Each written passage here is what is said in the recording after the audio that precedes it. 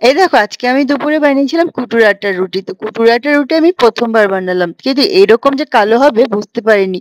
তোমরা কি খেয়েছো এই রুটিটা? তো কেমন লাগে তোমাদের? তো নমস্কার বন্ধুরা, আশা করি তোমরা সবাই খুব ভালো আছো। তো আমার পেজে তোমাদের সবাইকে স্বাগত জানাই। তো আজকে দিনটা স্যাটারডে আর এখন বাজে ১টা। তো আমি চলে এসেছি রান্না করতে। হ্যাঁ, একটু দেরিতেই রান্না-বান্না শুরু করলাম। এই দেখো আজকে যেহেতু নিরামিষ দিন তো সেইজন্য একদম নিরামিষ সব রান্না-বান্না। তো চলো আজকে আমি কি রান্না করলাম তো সেটা তোমাদের সবার সঙ্গে শেয়ার করি। এই দেখো আজকে আমি ভাজবো লাউ। তো লাউটা আমি অনেকদিন আগে মানে ৩-৪ দিন আগেই এনে রেখেছিলাম, তো করা হয়নি। তো আজকে না করলে এই লাউটা আর পরে আর খাওয়া যাবে না। সেজন্য লাউটা ভেজে নিলাম ছোট, ছোট করে কেটে। আর এখানে আমি বানাচ্ছি হচ্ছে পটল পোস্ত। তো স্যাটারডে যারা আমার ব্লগটা দেখো তারা তো জানোই যে স্যাটারডে বা টুয়েসডে নিরামিষ দিনে আমি পটল পোস্তটাই বানিয়ে থাকি। কারণ নিরামিষের মধ্যে এইটাই একটু আমার হাসব্যান্ড খুব ভালো খায় বা ধরো আমিও ভালো খাই। আর এছাড়া সবজিপাতি আর বা কি করবো? পেঁয়াজ রসুন ছাড়া অন্য রান্না-বান্না আমি সেরকম ভালো করতেও পারি না। তো পটল পোস্তটা যেমন পেঁয়াজ না দিলেও চলে যায়। তো আজকে দেখো কয়েকটা ছিল গাঁটি কচু, তো সেই গাঁটি কচুটাও বয়েল করে নিয়েছি। এটা দিয়েও আজকে একটু সবজি মানে একটু ঝোল, ঝোল মতো করবো কারণ আজকে ডাল করব না। আর এখানে আমি পনিরটাকে ভেজে একটুখানি জলের মধ্যে ভিজিয়ে দিলাম। কারণ পনিরটা এভাবে করলে পনিরটা অতটা শক্ত হয়ে যায় না। তো একটু সফটই থাকে। তো যেহেতু আজকে স্যাটারডে তো বুঝতেই পারছো পেঁয়াজ রসুন ছাড়াই রান্নাবান্না করতে হবে। তো সেইজন্য আমি পেঁয়াজ রসুন ছাড়াই রান্নাবান্না করব। তার জন্য মসলাটা আমি আগেই রেডি করে নিয়েছি। এই দেখো এখানে দিয়েছি একটা টমেটো, কয়েকটা কাঁচা লঙ্কা, আদা আর তাছাড়া রয়েছে হচ্ছে একটু কাজু আর একটু কিশমিশ, ব্যাস এইটুকুই দেবো। তো এইভাবে আমি করে নিই। আমি ওইভাবেই আমি নিরামিষ পনিরটাকে রান্না করি। তো আর এদিকে আমি দেখো লাউটাকেও যে ভাজতে দিয়েছিলাম তাতে আমি নুন দিয়ে দিয়েছিলাম আর হলুদটা উপর থেকে ছড়িয়ে দিয়েছিলাম। কারণ আগের থেকে আমি হলুদটা তো দেই না। তো একটু ঢাকা দিয়ে দিই। আজকের ভিডিওটা যদি ভালো লাগে তো লাইক কমেন্ট করতে ভুলো না। যারা আজকে আমার পেজে নতুন এসেছো তো প্লিজ সাবস্ক্রাইব মাই চ্যানেল। এদিকে আমি মসলাটা অলরেডি কষাতে শুরু করে দিয়েছি। তো মসলাটা কষানো হয়ে গেলেই যে পনিরটা আমি ভিজিয়ে রেখেছিলাম সেটা এর মধ্যে এড করে দেবো।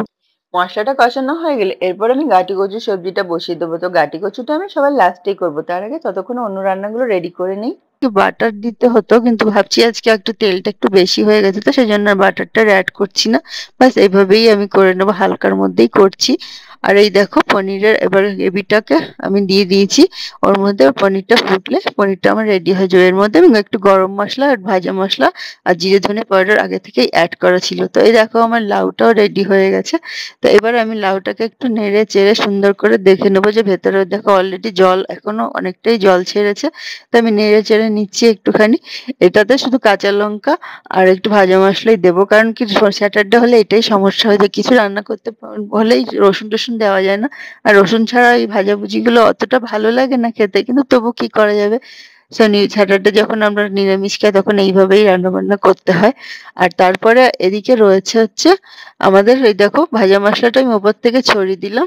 ছড়িয়ে দিলে এবার ভাজা মসলাকে মিশিয়ে দিচ্ছি। এবার এই একা, একা রান্নাবান্না করতে ভিডিও করতে একটু তো অসুবিধাই হয়। আর এইটুকু জায়গার মধ্যে এখানে স্ট্যান্ড লাগানোর জায়গাও নেই যে স্ট্যান্ড লাগিয়ে করব। তো এখানে তো বুঝতেই পারছো সবকিছুই একটু ধীরে সুস্থে করতে হয়। আর এই সবকিছু একসঙ্গে ম্যানেজ করতে গিয়ে অনেক সময় অনেক গড়বড়ও হয়ে যায়।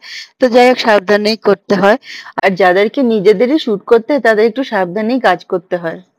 আমি যখন সোশ্যাল মিডিয়াতে এসেছিলাম কয়েক বছর আগে তখন অনেকেই এরকম নানান ধরনের আমাকে কটূক্তি শুনতে হয়েছে যে দেখো এ সোশ্যাল মিডিয়াতে অ্যাক্টিভ থাকে, কিন্তু সেটার কিন্তু সত্যিকারে আমি কোনো চ্যাটিং বা অন্য কোনো কারণে ছিলাম না। যেহেতু অ্যাক্টিং, গান বাজনা এইসব ভিডিওগ্রাফি এইসব ভালোবাসি বলেই আসা। আর আমার ফ্যামিলি সবসময় ফুল সাপোর্ট করে গেছে আমাকে। হ্যাঁ, অনেক আত্মীয় স্বজন বন্ধু বান্ধব হয়তো সেটা ভালো চোখে দেখে না, এই নিয়েও আমার পিঠ পিছে অনেক কথাও বলে, কিন্তু তাতে আমার কিছু যায় আসে না। আমার ফ্যামিলি যখন আমাকে সাপোর্ট করে তো সেটা আমার। আর আমি যখন কোনো অন্যায় কাজ করছি না তো এর জন্য আমি আমার ফ্যামিলির ফুল সাপোর্টই পেয়ে থাকি। তো আর এদিকে দেখো আমি লাউটার মধ্যে একটু কর্নফ্লাওয়ার দিয়ে দিলাম কারণ একটু জল জল ভাব ছিল, তো সেই জন্য আমি একটু কর্নফ্লাওয়ার দিয়ে এটাকে ঠিক করে নিলাম। হ্যাঁ, যে কথাটা বলছিলাম যে যদি সোশ্যাল মিডিয়াতে আমাকে অনেক সময় এরকমও শুনতে হয়েছে যে তুমি কত টাকা পাও বা কি করো তা যে সবসময় সোশ্যাল মিডিয়াতে ভিডিও পোস্ট করো। কিন্তু ওরা হয়তো যারা এই কথাগুলো বলে তারা হয়তো জানে না যে সোশ্যাল মিডিয়া থেকে আর্নিং করতে হলে এখানে ফুল টাইম জবের মতো প্রচন্ড মেহনত করতে হয় তবেই গিয়ে পুরো সাকসেস পায়।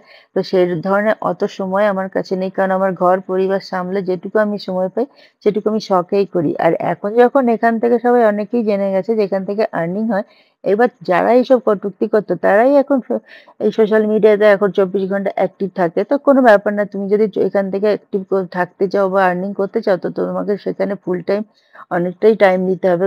আর আমার পক্ষে অতটা টাইম দেওয়া সম্ভব না। তবুও আমি ঘর পরিবার সামলে যতটা সময় দিই আমি দেওয়ার চেষ্টা করি। তো তোমরা সবাই আমার পাশে থাকো আর বা আছো জানি সেজন্য সাপোর্ট করো। তো সেই কারণে আমার মানে আমারও অনেকটা হেল্প হয়ে যায়। আর আমার এই আইডিটা নতুন আইডি। পুরোনো আইডিটা আমার জানি না কোনো কারণে আমি লগ আউট হয়ে গেছে। লগ ইন করতে পারছি না। জানি না কি কারণে। তো সেইজন্য এই আইডিটা আমি নতুন করে আবার খুলেছি।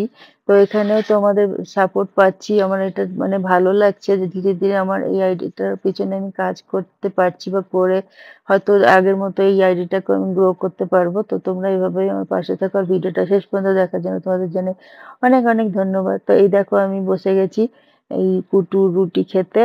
আর সঙ্গে নিয়ে নিয়েছি লাউ ভাজা আর পনির। তো কুটুর রুটি বাপরে এত কালো হয় জানতাম না। তবে খেতে কিন্তু খারাপ লাগছে না। আর এইটা আমি ফার্স্ট টাইম বানালাম। তো তোমরা কি আগে কখনো খেয়েছো? আর এটা কেমন করে বানাতে হয়? আর যদি কারো জানা থাকে তো কমেন্ট করে জানাতে ভুলো না। আর যদিও এটা খুব হেলদি। এটা যারা ওয়েট লস করতে চাও বা এটার জন্য এটা পুরোটাই গ্লুটেন ফ্রি। তো যাদের ডায়াবেটিস আছে বা থাইরয়েড আছে তারা এই কুটুর রুটিটা ট্রাই করতে পারো। আশা করি তোমাদেরও ভালো লাগবে। আর বানাতে একটু সমস্যা হয়।